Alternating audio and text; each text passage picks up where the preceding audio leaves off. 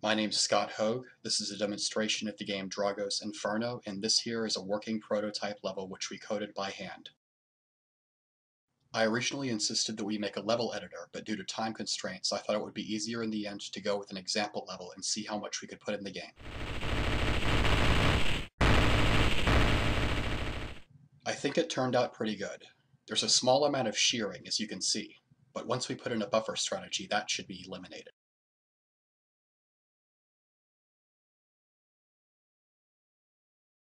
Here we see a giant horde of archers moving according to the A-star algorithm.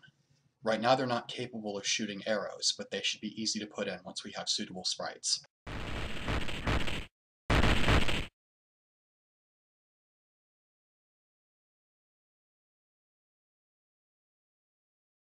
One feature we added that I was really proud of is that if you burn down a path through a forest, the enemies will actually chase you down the burnt path.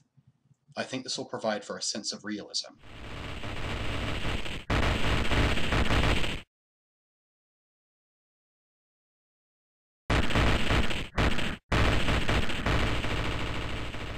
We've added items to the game in the form of 4 eggs, but they currently add no bonus stats to the player.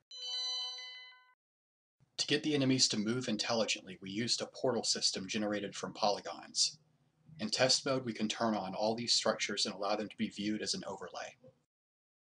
Here we see that every wall is bounded by a polygon. The polygons are then used to generate a binary space partition, shown here in yellow. The binary space partition then becomes the basis of the portal system, which enemies use to navigate in search of the player.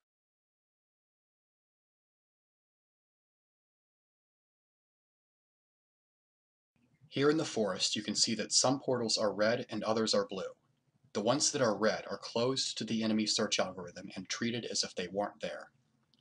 Every time you shoot a tree, the portals open up and are thenceforth explorable via A-star search. This is what allows enemies to chase the player down the burnt path. One more thing I wanted to show was that if you increase Drago's speed in test mode, you can cause him to walk faster.